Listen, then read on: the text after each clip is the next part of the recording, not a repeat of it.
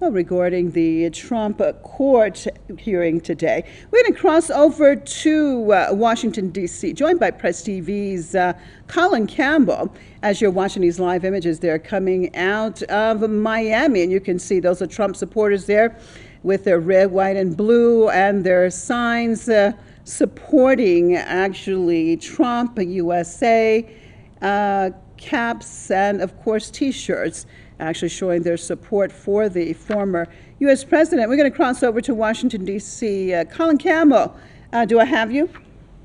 You do. I'm here. All right, Colin, good to see you.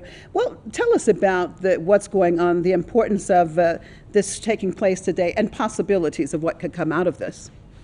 Well, of course, this sets a new precedent. We have a former president who is indicted on federal charges, 37 counts, felony counts, in fact. And so, of course, the nation is reeling from that a bit when we look at some of the accusations that have been leveled against the former president by not wanting to return documents that he was asked to return.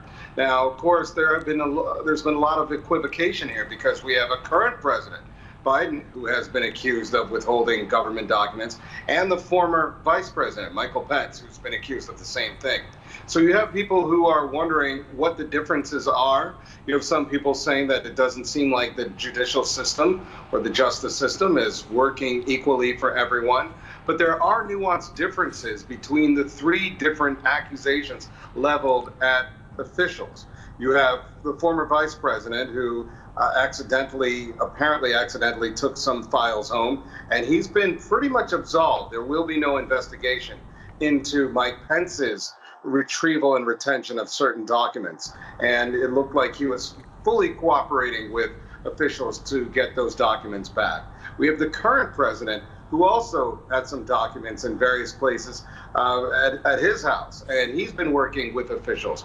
He says that it was an accidental retrieval of documents, but he's been fully working with officials to get those documents back. But there could still be an investigation into what the current president did.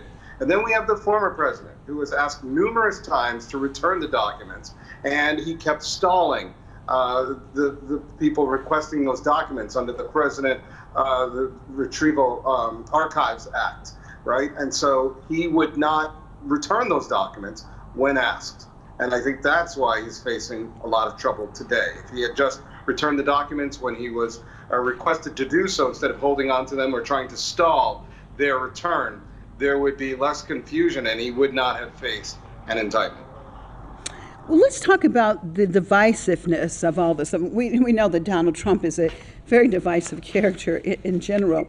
And I was looking at these images coming out of Miami, and we see such a high police and security presence. And then we see lots of Trump supporters there, and I'm sure there are those who are against him there also. Let's talk about what this is doing in general to the United States populace as this divisiveness that we have seen, especially since the last election until now. It just seems to continue. Yeah, of course. And the former president, is very good at that, manipulating the implications of the Presidential Records Act. And everyone is looking at this, wondering how this is going to play out. Is this just political brinksmanship? Is this a way to politicize something and try to weaponize the federal authorities against a former president? And that, of course, is how President Trump has been depicting this, obviously using his famous words of it being a witch hunt, which is what he said about his other indictment. We have to remember the former president is now facing two indictments, one out of the state of New York, and another federal indictment. Each one, he says that this is a witch hunt and that he's been being unfairly targeted, and he has been playing the victim a lot in these situations. But of course, he has his supporters. We have to remember that the former president also received a record number of votes in the last election. It might be an important point to make, not as many as the current president, by which the former president disputes and says that he did win the last election, but that's another conversation. The fact remains that there are tens of millions of Americans who did vote for the former president and do support him even today, even though he has these indictments.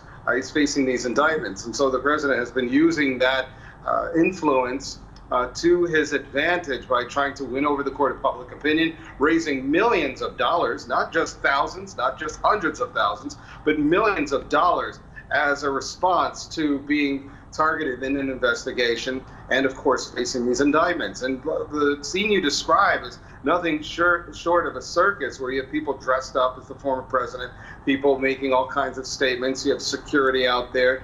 Of course, law enforcement has been anticipating possibly the worst, as we heard some violent suggestions coming out of the Republican Party in retribution for the arrest and the indictments that the former president has been facing. So, of course, this has been very divisive because you have those who say, well, if you are supposed to follow law and order, even the former president said he was a law and order president, reminiscent of Richard Nixon from the 1960s, then this should not be an issue.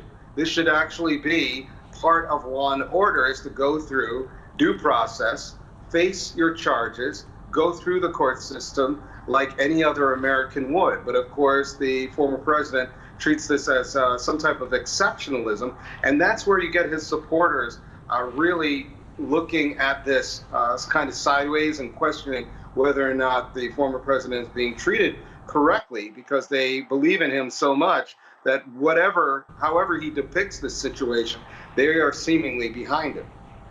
Okay, well, we're keeping our eyes, of course, on this story. Thanks so much for that update out of Washington, D.C. Press TV's Colin Campbell.